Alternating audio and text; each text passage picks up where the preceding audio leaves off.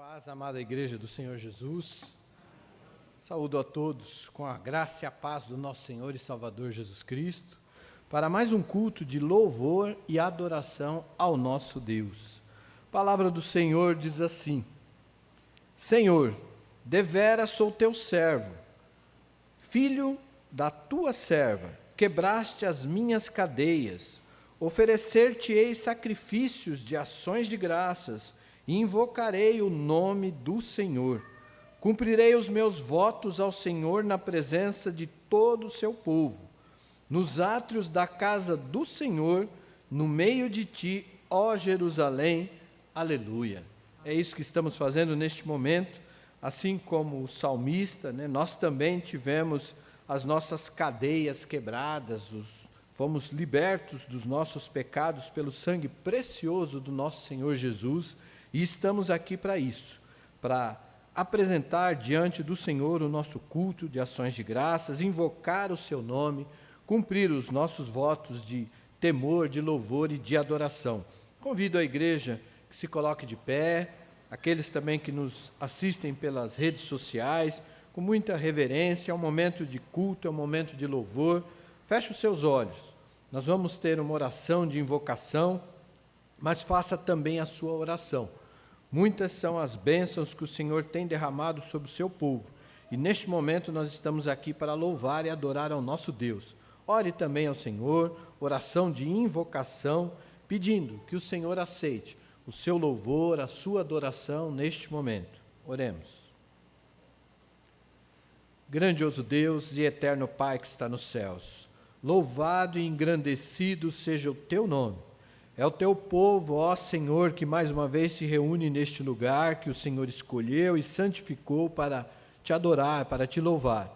Nós nos reunimos aqui, ó Pai, e te oferecemos este culto como oferta de ações de graças pelo teu amor incondicional, pela tua graça, pela libertação que o Senhor fez na vida de cada um de nós por meio do sacrifício de Jesus. Te louvamos e te adoramos e te pedimos, ó Deus, receba o nosso louvor e a nossa adoração. Aceita, ó Pai, este culto como oferta de gratidão. Ó Deus, abençoe todas as partes, os louvores, as orações, a pregação da palavra, que tudo aqui, ó Deus, seja para a honra e glória do teu nome. É a oração que fazemos no nome precioso do teu Filho Jesus, o autor e consumador da nossa fé. Amém. Amém. Assim diz o Senhor: neste lugar que vós dizeis que está deserto, sem homens nem animais, nas cidades de Judá e nas ruas de Jerusalém, que estão assoladas, sem homens, sem moradores e sem animais, ainda ouvirá a voz de júbilo e de alegria, e a voz de noivo e de noiva, e a voz dos que cantam. Rendei graças ao Senhor dos exércitos, porque Ele é bom, porque a sua misericórdia dura para sempre. E dos que trazem ofertas de ações de graças à casa do Senhor, porque restaurarei a sorte da terra, como no princípio, diz o Senhor. Jeremias 33, versículos 10 e 11. Este é o momento, irmãos, em que nós trazemos à casa do Senhor os nossos dízimos, as nossas ofertas, na certeza de que o Senhor é quem cuida de nós. É o Senhor quem nos provê o alimento de cada dia, é o Senhor que nos dá a saúde, que nos dá o emprego. E mesmo como ali em Judá estavam passando por situações onde tudo estava deserto, assolado, o Senhor dizia, ainda se ouvirá voz de júbilo e de alegria, porque o Senhor é bom e a sua misericórdia dura para sempre. Você que veio preparado nessa noite, com seu dízimo, com a sua oferta, enquanto estivermos ouvindo o louvor, você terá a oportunidade de trazer então aqui à frente. E aqueles que nos acompanham pelas redes sociais, tem aí o Pix da igreja, aqueles que estão fora do país, tem o IBAN, para que também possa participar deste ato do culto, reconhecendo que tudo que temos vem do Senhor.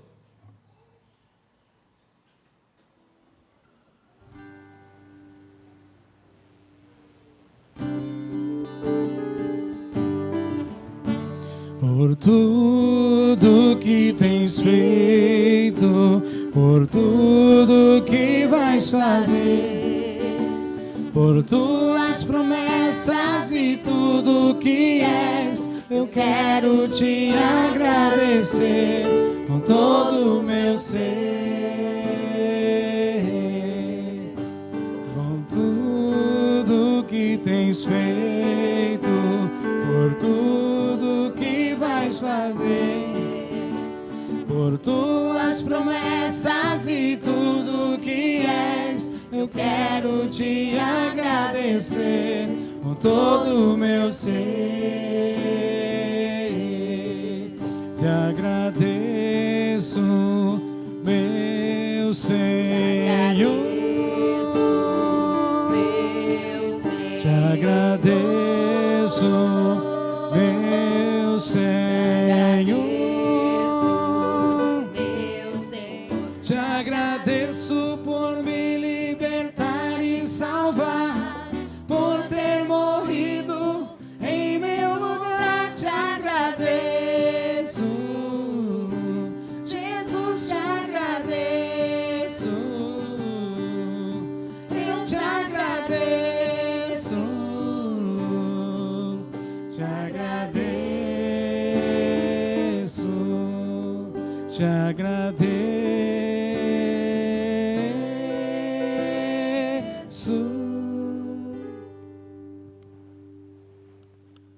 Amém. Louvado seja o nosso Deus. Convido o nosso irmão Diácono Sidney, que vem aqui à frente para fazer uma oração de consagração. Nós também estamos orando pelas famílias da nossa igreja. E eu vou pedir também que o Sidney ore pela família da nossa irmã Van, que estão enlutados. Houve um falecimento do seu irmão. Então, vamos orar pela família da nossa irmã Van, por todas as famílias, pelos dízimos, pelas ofertas. Esse mês também nós estamos arrecadando através da nossa SAF, é o Natal Missionário. Então, se você não fez ainda a sua oferta para os missionários, faça, né? Para quem faz o Pix, ou quem faz a sua transferência bancária, é só colocar 014. Então, se você vai fazer uma oferta de R$50, põe R$50,14, porque através dos 14 centavos, a tesoureira consegue identificar que aquela oferta vai para o Natal Missionário. E para aqueles que estão vindo aqui na igreja, você pode colocar no envelope mesmo ali, Natal Missionário, que essa oferta vai ser destinada no mês de dezembro para todos os missionários da nossa igreja. Então, não deixe de participar desse momento também especial na vida dos nossos missionários. Oremos com o nosso irmão Sidney. Senhor Deus, queremos te agradecer, Senhor, pela oportunidade, mais uma vez, de estarmos aqui na casa do Senhor, ó Pai. Para agradecer, Senhor, todas as bondades do Senhor, porque o Senhor não tem deixado faltar alimento em nossa mesa, ó Pai. Pai querido, queremos te agradecer, Senhor, por tudo que o Senhor tem feito. Amém. Queremos te agradecer, Senhor, pelos nossos trabalhos. Queremos te pedir, ó Pai, que nesse momento difícil, o Senhor esteja abençoando cada filho seu, ó Pai, com o trabalho, para que ele se alimente, Pai, e venha, Pai, até a casa do Senhor, agradecer ao Senhor, ó Pai. Pai querido, queremos agradecer os dízimos ou ofertas, Senhor, aqui depositado. Queremos agradecer, Senhor, porque só o Senhor pode nos ajudar. Queremos te pedir também, Senhor, que o Senhor esteja abençoando, Pai. Cuida do coração das famílias que estão passando por esse momento difícil de luto, ó Pai. Cuida, Senhor. Só o Senhor que pode dar a força necessária, Pai, para que podamos seguir em frente. Queremos te agradecer, Senhor, por hoje, por nossa vida, por tudo, em nome de Jesus. Amém. Amém. Amém.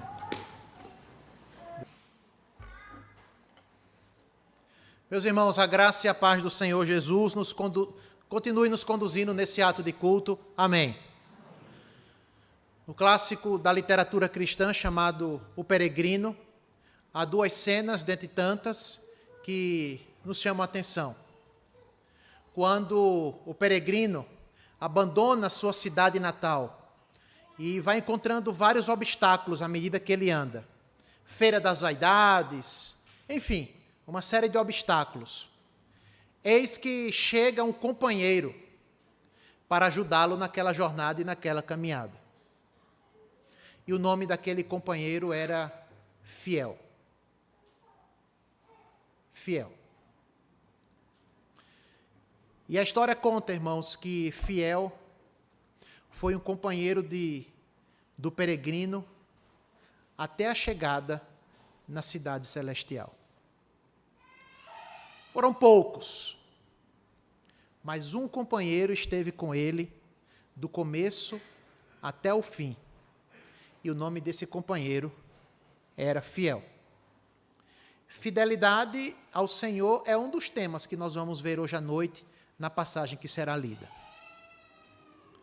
Uma cena também muito interessante do livro é quando ele está preso ao castelo da dúvida. É quando ele está ali preso ao castelo da desconfiança. E lá no castelo da dúvida tem alguns gigantes que o prendem. E ele acabou entrando naquele castelo e ali ficou preso algum tempo. No castelo da dúvida. E quando ele coloca a mão no peito, ele se dá conta que ele tem uma chave. Ele tem uma chave. Ele não consegue sair daquele castelo por condições, recursos próprios, mas ele tem uma chave.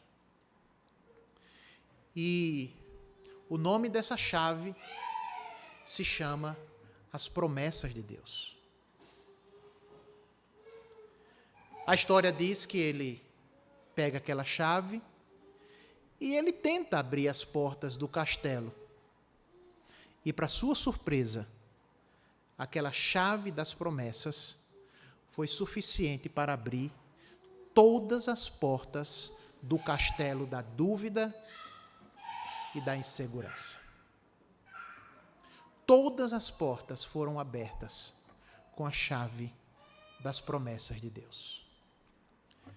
Promessa é o segundo assunto que nós vamos ler na passagem de hoje. Amém? Por favor, abram suas Bíblias lá no primeiro livro dos Reis, capítulo 6.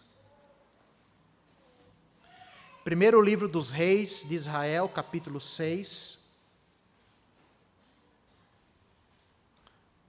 Eu peço que em pé os irmãos acompanhem a leitura que eu faço da palavra do nosso Deus.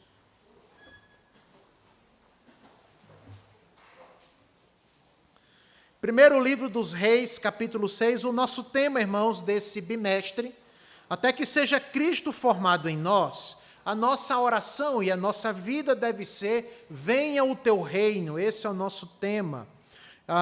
Nós vimos no primeiro domingo a promessa desse reino, lá em Gênesis, capítulo 3, versículos 15 e 16.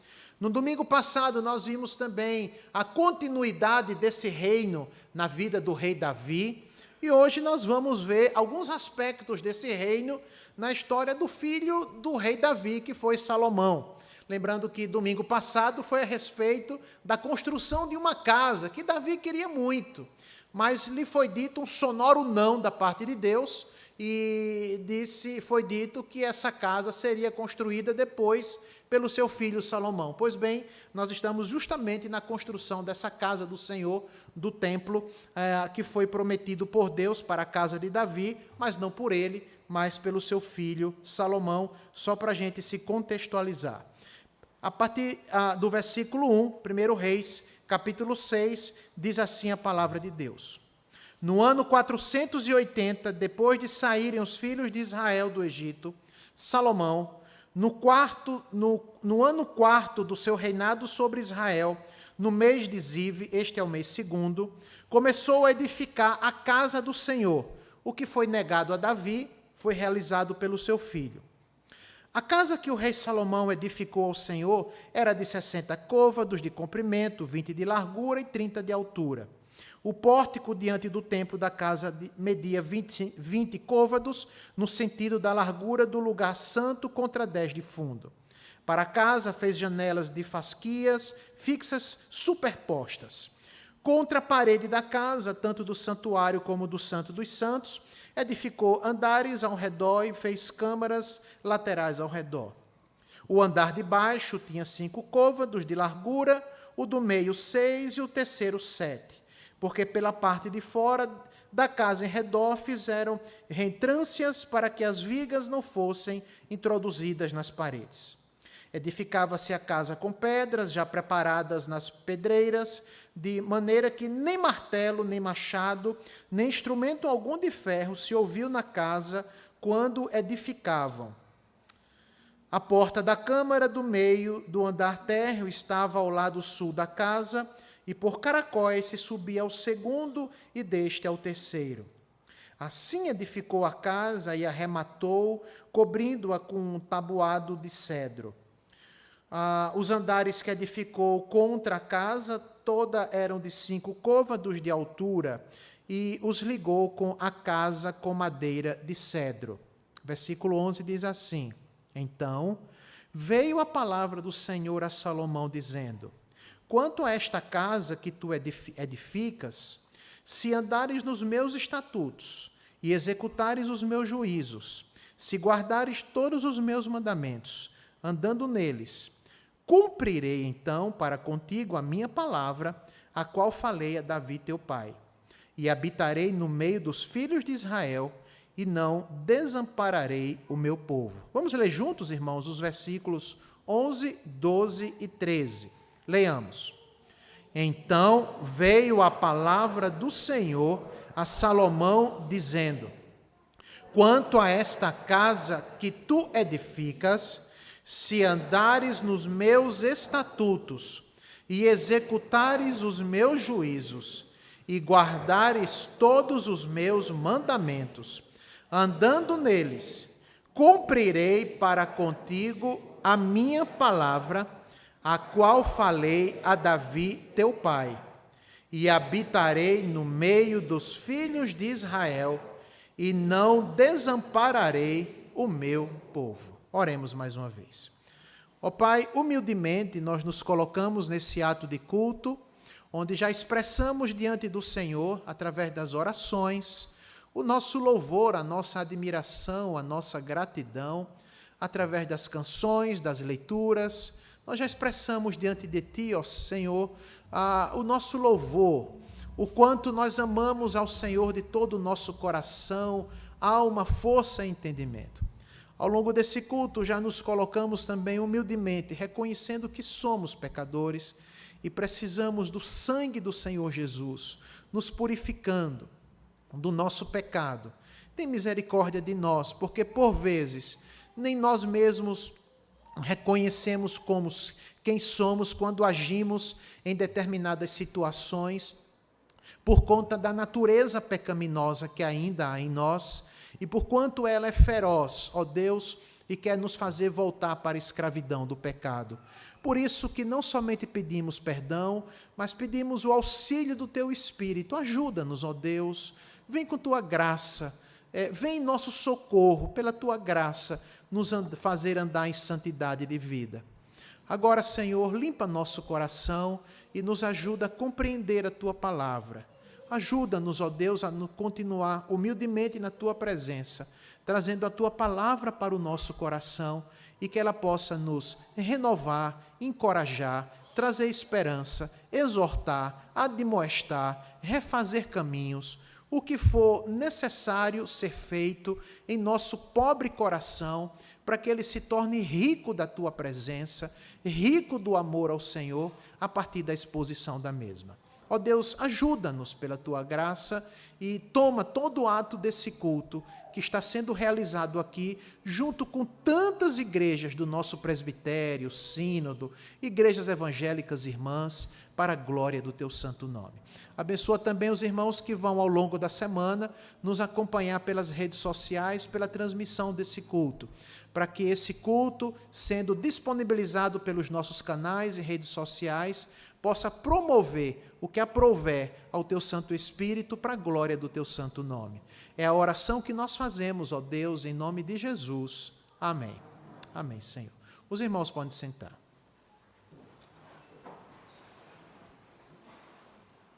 Vamos fazer aqui umas contas. Vamos lá fazer umas contas aqui.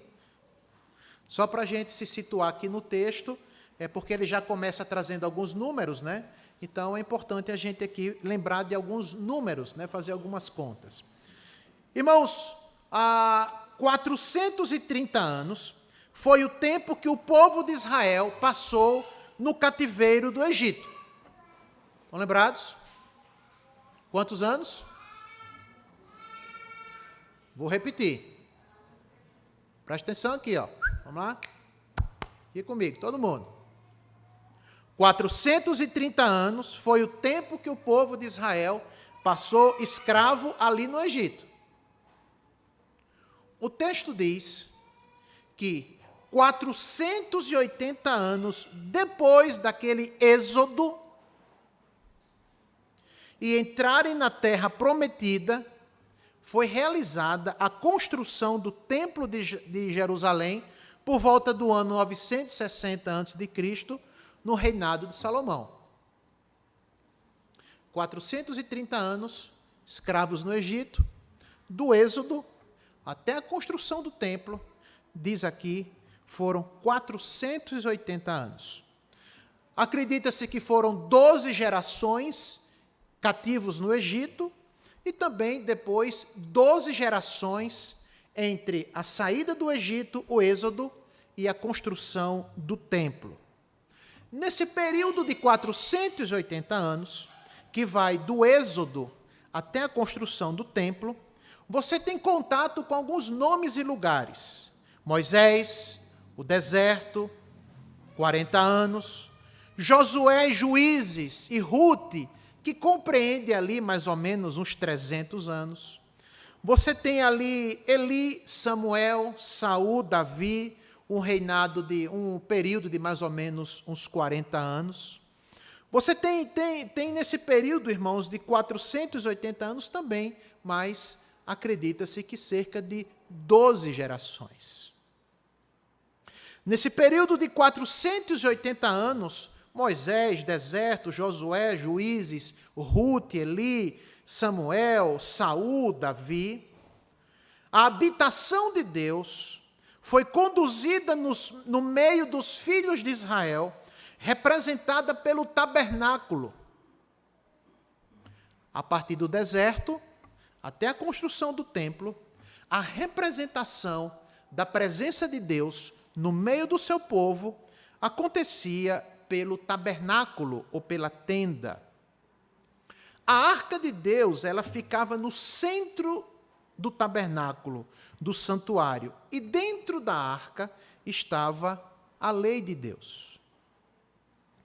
Só que agora, uma vez estabelecidos na terra prometida, Salomão começou a fazer aquilo que o seu pai quis fazer. Lembra o domingo passado aqui que nós comentamos? Mas Deus disse um sonoro e reverberou aquilo no coração dele, de um homem crente. Deus disse para ele um sonoro não. Como é que você lida com o não de Deus? A gente falou sobre isso aqui domingo passado, né? Como você lida com o não da parte de Deus? Pois bem, o grande homem, o grande rei, o homem segundo o coração de Deus, ouviu um sonoro não da parte de Deus e disse Deus para ele que quem construiria o templo era o seu filho Salomão. De fato, nós temos então agora no primeiro livro dos Reis, capítulo 6, versículos de 1 a 13, a construção do templo de Jerusalém, a construção do templo. Agora, com o dobro das dimensões do tamanho do tabernáculo, o templo também tinha a mesma representação do tabernáculo. O tabernáculo foi uma representação móvel da presença de Deus com o seu povo, mas agora o templo era uma representação fixa da presença do Senhor da aliança no meio do seu povo. Portanto, irmãos, nós aprendemos que a linhagem santa da mulher que foi prometida lá em Gênesis capítulo 3, versículo 15, a linhagem santa da mulher do reino de Deus que foi prometida, estava sendo preservada e estava em pleno curso de ação por conta da poderosa mão do Senhor. O Deus Todo-Poderoso, gerações vieram, gerações passaram, milênio já se passou, mas a geração do descendente da mulher estava sendo preservada pela mão do Todo-Poderoso e pelo Senhor da aliança. Só que tem um detalhe. Nem o tabernáculo, nem o templo, objetos, nem a arca de Deus, atenção, poderiam ser tidos pelo povo de Israel como uma espécie de amuleto mágico, avalista, garantidor de bênçãos e da presença divina, a parte de uma conduta ética de fidelidade ao Senhor. Eu quero gastar um tempinho aqui com os irmãos para falar mais sobre isso. Repito, o tabernáculo, a tenda, o templo construído, a arca de Deus, não poderiam ser tomados pelo povo de Israel como uma espécie de amuleto mágico que fosse garantidor de bênçãos e da presença divina à parte e sem uma conduta de fidelidade ao Senhor, de fidelidade ao nosso Deus. Trazendo para os nossos dias. Olha, eu tenho isso, eu tenho aquilo, eu tenho aquelas posições, olha, Deus tem me abençoado, eu tenho isso, eu conquistei aquilo, eu galguei aquilo, estou nessa posição, eu estou naquilo, eu sou uma pessoa que tenho muitas bênçãos ou poucas bênçãos, logo eu sou uma pessoa fiel ao Senhor e por isso Deus está me abençoando. Esse raciocínio é nulo. É nulo. Estou me fazendo entender aqui? É nulo. Porque muitos dos homens e mulheres fiéis ao Senhor morreram pobres. Morreram pobres. Nicodemos, por exemplo, aliás, Zaqueu, quando ele entrega a sua vida a Cristo, quando ele passa a andar em fidelidade ao Senhor, ele é um homem que se torna mais pobre. Porque tudo aquilo que ele tinha, que era decorrente do furto, ele resolveu restituir e devolveu o que não lhe pertencia. Ele não ficou. Logo, Zaqueu ficou mais pobre, materialmente falando. Vou trabalhar nesse tema aqui também mais um pouquinho mais. Desde a confecção da tenda, da arca e do templo, tudo foi revelado por Deus, tudo foi construído com presteza, dentro das medidas estabelecidas pelo próprio Deus. Mas a bênção do Senhor sobre o seu povo era decorrente não das paredes daquele templo, do material que foi utilizado, mas era decorrente da fidelidade como aquilo foi construído. Ok? Era decorrente a bênção do Senhor, do modo como as pessoas agiram na construção do templo. Fidelidade ao Senhor. Quando você lê o livro dos profetas, depois, Jeremias, Isaías, sabe qual foi justamente o pecado do povo combatido por Deus através dos profetas? Porque eles começaram a acreditar justamente no que a gente está combatendo aqui. O povo de Israel caiu na idolatria dos outros deuses, olha só. Porque eles entendiam da seguinte forma, olha, nós temos o quê? Nós temos os muros de Jerusalém, nós temos o templo de Deus, nós temos a arca da aliança, nós somos porta-vozes da aliança do Senhor. Logo, a partir de todas essas bênçãos externas, essas ordenanças, esses sacramentos, de tudo isso, nós somos herdeiros de Abraão, nós somos da descendência de Judá. Ora, todo esse know-how, né, todo esse currículo, todas essas coisas que Deus nos proporcionou,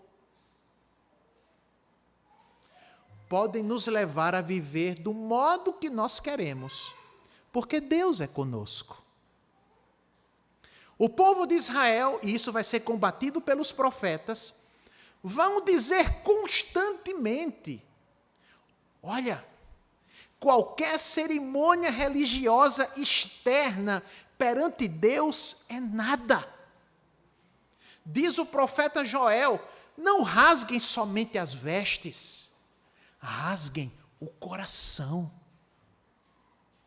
O povo de Israel passou a acreditar que, sendo porta-vozes e herdeiros das instituições, poderia viver de qualquer modo, afinal de contas, Deus abençoa. Não, nós somos presbiterianos, nós somos isso, não, somos aquilo. Olha, já pensou, olha, a bênção de Deus comigo, passei por essa pandemia, não tive nada e tal. Isso significa logo que Deus está assinando embaixo que eu sou uma pessoa fiel. Será mesmo? Não podemos traduzir coisas em sinal da bênção, da nossa fidelidade ao Senhor. O jovem rico, irmãos, era proprietário de um grande tesouro e o seu coração não era nada fiel a Jesus, pelo contrário, quando Jesus o chama para segui-lo, ele dá as costas a Jesus, vai embora, porque não queria se desfazer das coisas. O tabernáculo, o templo, a arca de Deus não foram amuletos mágicos garantidores de bênçãos e da presença divina à parte de uma conduta ética sem fidelidade ao Senhor. Desde o começo, muito mais do que coisas, a bênção de Deus era decorrente da fidelidade e da lealdade do coração à aliança do Senhor. Ao olhar para o Novo Testamento, o Evangelho de João, como lido na liturgia, diz que Jesus é a habitação de Deus entre nós e em nós. Capítulo 1, versículo 14, que nós repetimos, diz que o Verbo se fez carne e habitou entre nós, cheio de graça e de verdade, e nós vimos a sua glória, glória como do unigênito do Pai. Portanto, igual ao tabernáculo, Jesus foi aquele que andou e caminhou conosco. De que modo? Em graça e verdade e fidelidade ao Senhor. Portanto, igual ao tabernáculo, era a presença de Deus andando entre nós, na beira da praia, no sinédrio, na sinagoga, nas casas, nos terraços. Era a presença de Deus se movendo entre nós. Igual ao tabernáculo durante 480 anos.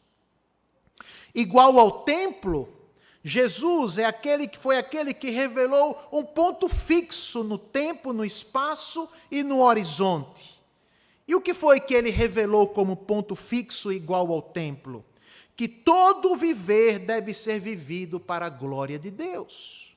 Como nós lemos, ele andou entre nós cheio de graça e de verdade, e nós vimos a sua glória, glória como do unigênito do Pai.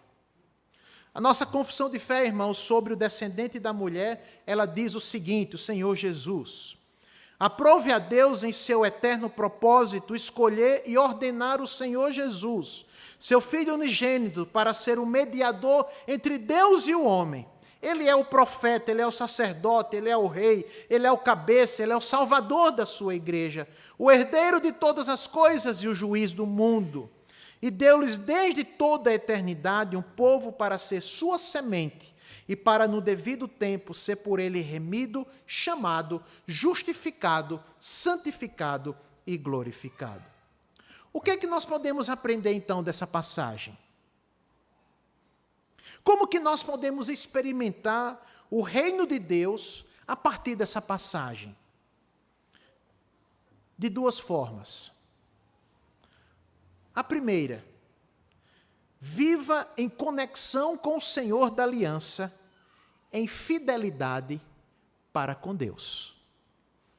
Nesse caso específico, atenção, nesse caso específico aqui do capítulo 6, trata-se da construção de um templo que deveria ser construído e foi construído rigorosamente, minuciosamente, de acordo com a vontade de Deus. Ok? No seu caso, não. No seu caso, não é a construção de um templo. Ele já foi construído, serviu para o propósito religioso ali de Jerusalém, mas aquele templo ficou. No nosso caso, não é mais em relação ao templo. No nosso caso, irmãos, é o nosso crescimento no reino de Deus. Seja no seu trabalho, na sua casa, na sua vida. Então a pergunta é: de que modo você tem sido fiel ao Senhor na construção da sua vida? Olha, pastor, o meu corpo, a Bíblia diz que é templo do Espírito Santo. Pois bem, vamos pegar esse gancho aí. De que modo você tem cuidado desse corpo que é templo do Espírito Santo? Fidelidade, então, é uma postura em relação a Deus que atravessa o tempo. Aqui trata-se do templo, mas lá no deserto, fidelidade ao que Deus revelou foi requerido não da construção de um templo, mas da construção de um tabernáculo. Antes do deserto, antes do Egito, fidelidade foi algo que se pediu ao povo de Deus na construção de uma arca, no caso de Noé, ok? Portanto, arca, tabernáculo, templo, são modos pelos quais Deus se revela, mas algo atravessa o antigo e o novo e é a mesma coisa que Deus requer do seu povo. De que modo, então, eu vou experimentar o reino de Deus, se eu não preciso construir arca, tabernáculo e templo? É que com o tempo que você tem, a paternidade que você tem, seja qual for a área que você atua, seja fiel ao Senhor. Foi esse o companheiro de viagem do peregrino, que dá com ele os primeiros passos quando ele sai da cidade perdida, passa pela feira das vaidades e chega até o final e nunca o abandonou. O nome desse amigo se chamava Fiel. Seja fiel ao Senhor em todas as coisas. Ah, mas não é mais construção do templo. É verdade, construção do templo foi Salomão. Mas naquilo que a Salomão se propôs a fazer, ele foi fiel. Naquilo que Noé se propôs a fazer a pedido e ordem de Deus, ele foi fiel. E tantos outros personagens, naquilo que foi pedido da parte de Deus, nos mínimos detalhes, eles foram fiéis. O Senhor Jesus também foi fiel ao Pai em todas as coisas.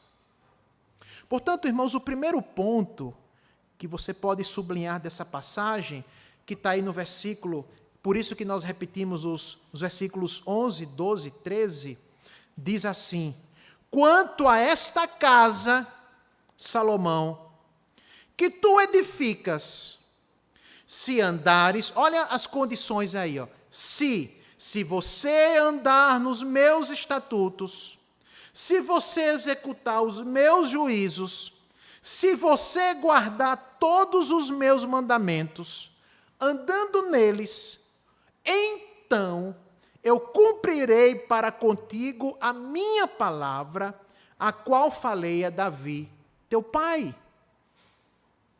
Muitas vezes nós somos especialistas em pedir: Senhor, cumpre a tua palavra, fecha aqui, amarra ali, solta ali, decreta aqui, faz isso aqui, conserta ali, aperta um parafuso ali, faz isso, faz aquilo, toma conta, cuida, separa, junta. Somos especialistas em pedir.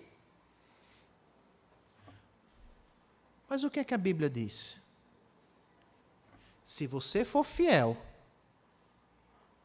em andar, em cumprir, em fazer, se você for fiel, então eu cumprirei a palavra que foi prometida. Fidelidade, irmãos. Fidelidade ao Senhor.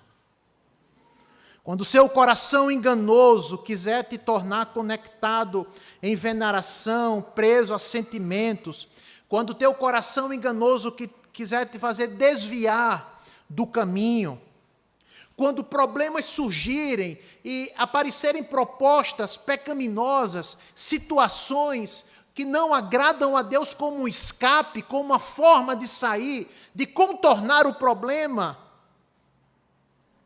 seja fiel ao Senhor, seja fiel. O Senhor Jesus, através do evangelista João, quando ele escreve às 7 igrejas que olhavam para o futuro e só viam tribulações, provações, besta daqui, besta dacolá, dragão daqui, dragão dacolá, e quando o evangelista João, ali em Apocalipse, ele descortina o futuro que a igreja teria pela frente, e eram perseguições, provações, uma série de coisas que aparecem ali. A orientação da parte de Deus para João, para ser dito à igreja de Esmirna foi: Esmirna, não tenha medo. Não tenha medo das coisas que você tem de sofrer. Não tenha medo das coisas que você vai passar, Esmirna. Esmirna, eis que o diabo lançará alguns de vós na prisão, para que eles sejam tentados, provados, e vocês terão tribulação de 10 dias, que tem a ver com a nossa presente era. Mas qual é a tua conduta, Esmirna, diante de tudo isso? Alguém lembra?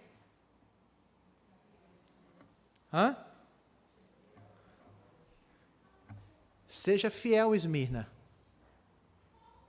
Seja fiel. Até a morte. E eu te darei a coroa da vida. Amém, irmãos? Seja fiel.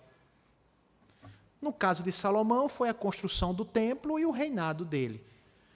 No caso do deserto, foi a construção do tabernáculo. No caso de Noé, foi a construção da arca. E no seu caso? E no nosso caso? No modo como a gente lida com as coisas, com as pessoas, com as situações. O caminho é o mesmo para que possamos experimentar o reino de Deus. Seja fiel até a morte e dar-te-ei a coroa da vida, diz o Senhor Jesus. Amém? O segundo ponto que eu quero destacar com os irmãos, esse primeiro aparece no versículo 12, com os ses, né? No versículo 13, aparece então a promessa da parte de Deus, onde é dito o seguinte: e habitarei no meio dos filhos de Israel, e não desampararei o meu povo. Se você fizer isso, eu cumprirei a minha palavra. E o é um e também, é um e aditivo. Não somente eu cumprirei a minha palavra, do versículo 13, mas eu também, diz o Senhor, habitarei no meio dos filhos de Israel, e não desampararei o meu povo.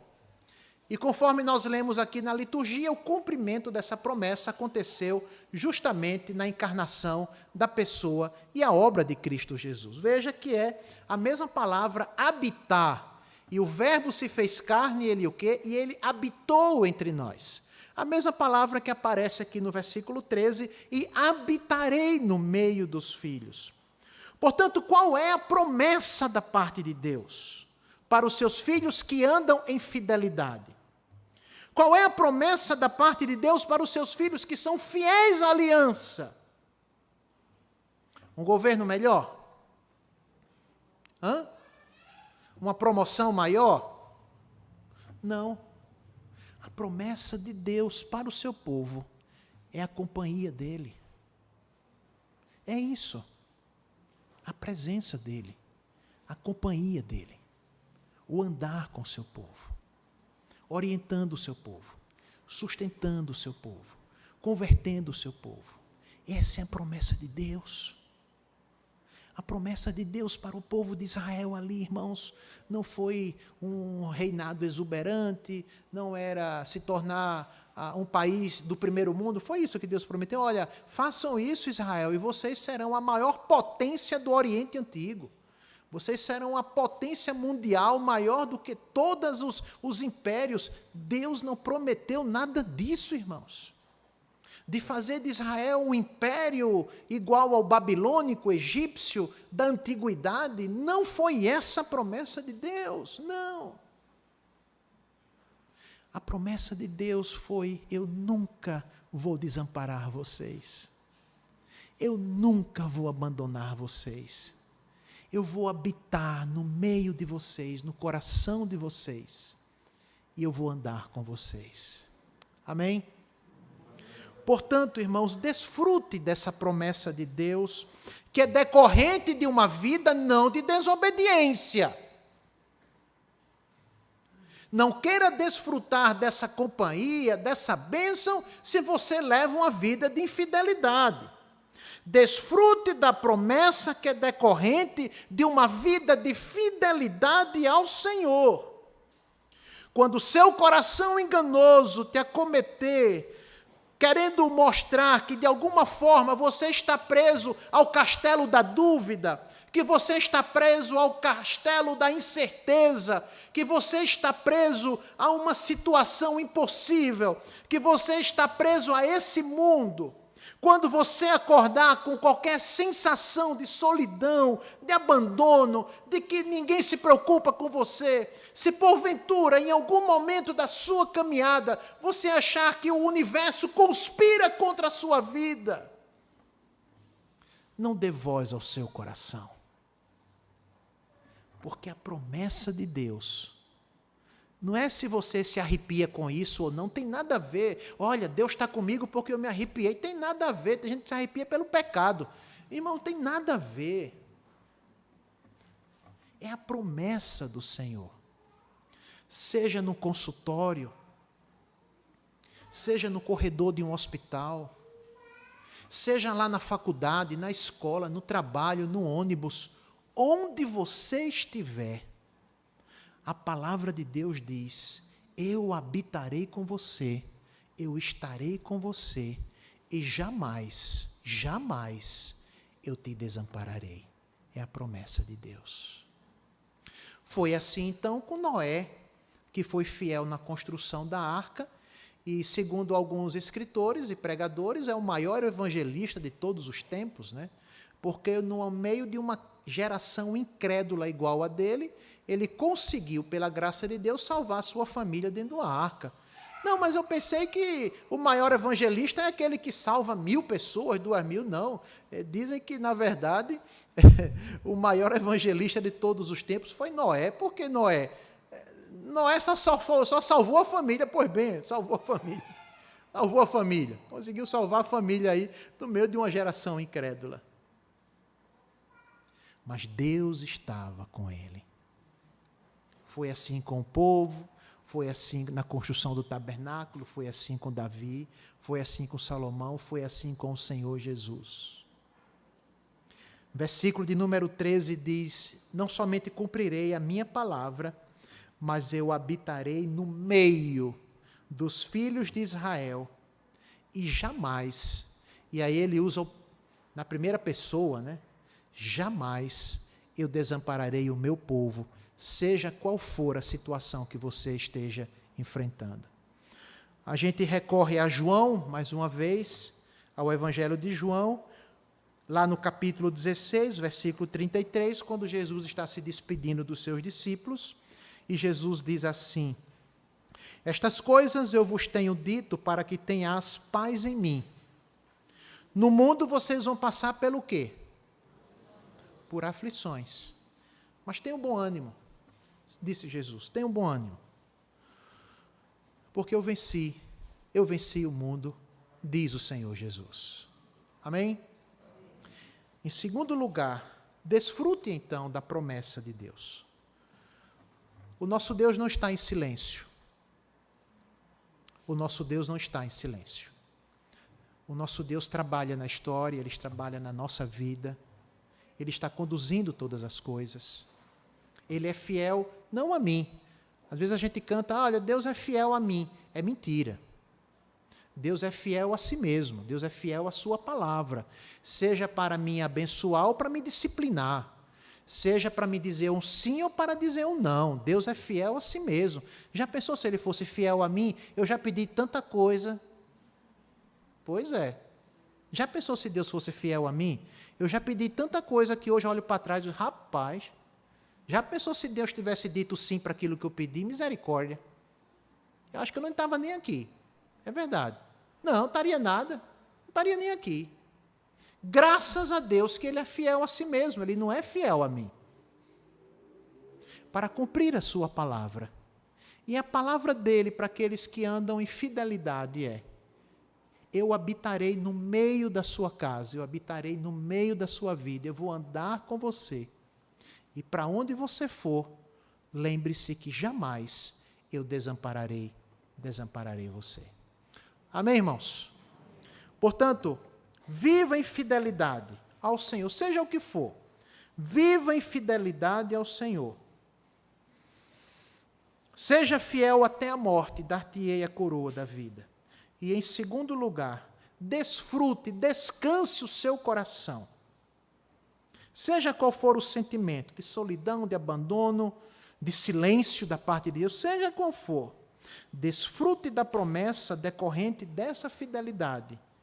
Promessa essa que diz: eu habitarei com vocês, estarei com vocês em todos os momentos, e jamais te desampararei, para a glória de Deus. Amém.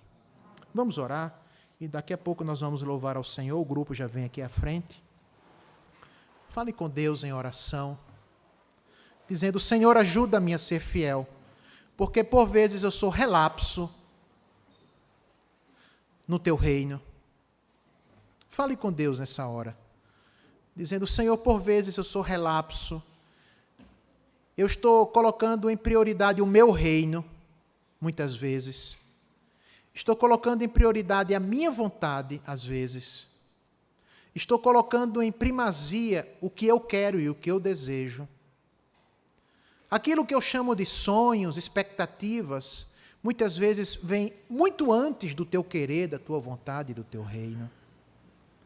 E por isso que eu me frustro, me decepciono, não me realizo, porque só há realização em Ti, Senhor. Então ajuda-me a ser fiel. Faça a sua oração. Ajuda-me a ser fiel até a morte. Seja qual for o quadro dessa morte. Ajuda-me a ser fiel até o fim. A mesma fidelidade que houve ali na construção do templo, da arca, do tabernáculo, enfim. Ajuda-me a ser fiel até a morte. Em todas as coisas. Na educação dos filhos, administração do tempo, dos bens, tudo que o Senhor coloca em minhas mãos. Ajuda-me a ser fiel para a glória do Teu nome.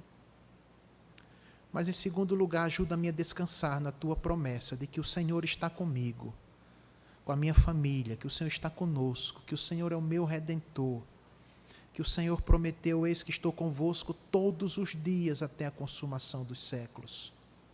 Faz-me sair daqui descansando em Ti, Senhor, confiando em Ti, com o meu coração em paz na Tua promessa, porque é essa promessa que vai abrir todas as portas das incertezas, das inseguranças, do desânimo, do abatimento, da sensação de solidão, de tantas coisas que querem me escravizar.